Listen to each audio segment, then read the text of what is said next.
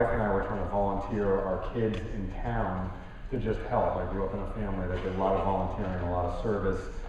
So I went online to just find out that weekend, maybe the next day or later that afternoon, what we could do in town to volunteer, and there was literally no information about it. There was one site that I could find, which was a regional kind of county level site for volunteering, but it didn't really have any information on it. And that night, my wife and I were talking about it, and this morning, every kid in town should have been at that Renaissance fair.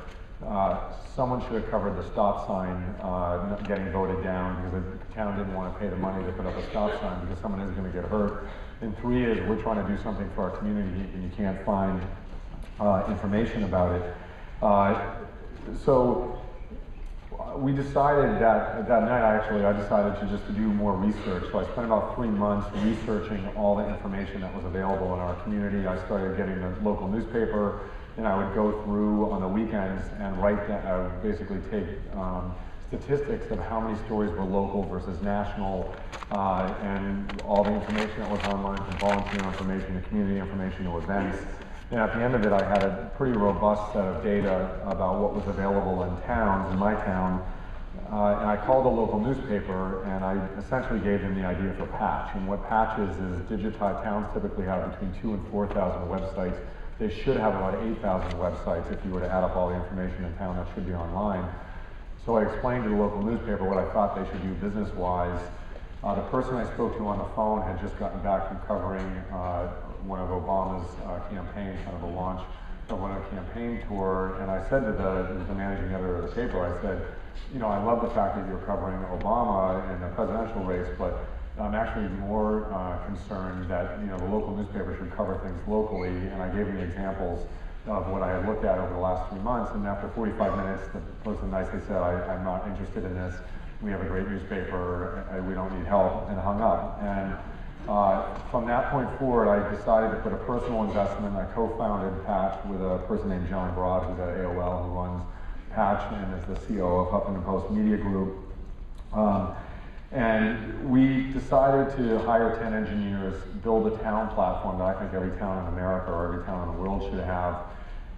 We launched the town and launched Patch in 3 towns in New Jersey and tested it for roughly a year just to see what happened, what people used, what they didn't use. And we decided to hire full-time journalists in each of the towns, and that's the core premise.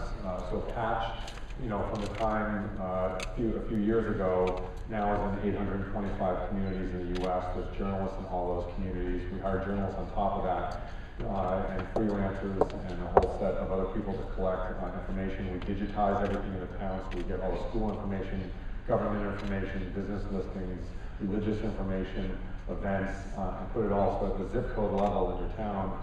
We basically have curated or created the information for your town, and we're seeing incredible results. Towns that have been up for 3 to 6 months have typically about an 85% penetration rate, applied penetration rate. The best judge we can do is 85% of the population is on Patch at least once a month in those towns. And we haven't really focused on monetization yet, we're just starting to do that, but what we focused on was how do we actually help communities out. So I want to fast forward to today, you know, from the time the bagel store, the stoplight, and the stop sign not happening. On May 31st, Governor Christie in New Jersey landed a helicopter. He makes in that story at his kid's baseball game. And it was in one of the towns that we have a Patch, and the Patch reporter and the Patch photographer happened to be there, and they took a picture of Governor Christie getting out of his helicopter, and basically captured the fact, you know, from a government usage of that state police helicopter, he was coming to his kid game, which may have been fine, may not have been fine, but they were going to write a story how he showed up in the helicopter. Turns out it wasn't okay for him to use the helicopter to do that, but in the course of this conference and what's impactful in towns is also the real-time information. By the time we had taken the pictures, posted it on Patch, the other local newspapers saw it online, sent their reporters and photographers over, and the story blew up. And Governor Christie, when you fast forward to the entire situation, ended up paying back the state of New Jersey the cost of the helicopter landing at the field in New Jersey. And that's not the reason we started Patch, that's not the reason AOL is investing heavily in Patch, but that is one of the massive beneficial outcomes of having platforms and investing in journalism.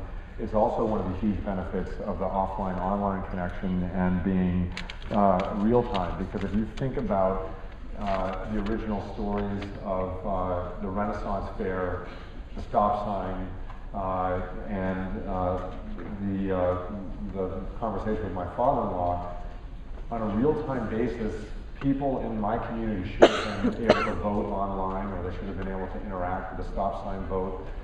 Every parent in that town should have known that the Renaissance Fair was there, which was important. And most importantly for me personally with my family is you have 5 people, like 3 of them are small kids, but my wife and I are ready to volunteer in town. I guarantee somebody in the town I live in needed help, and we would have been willing to help real time. And I think taking the power of things like Twitter or things like Facebook or things like Patch and connecting them together to connect humans together in an offline way as well as an online way, I think will actually help the government out. I think that was probably not specifically helpful for Governor Christie, but helpful for how people use resources from the government and what they're focused on.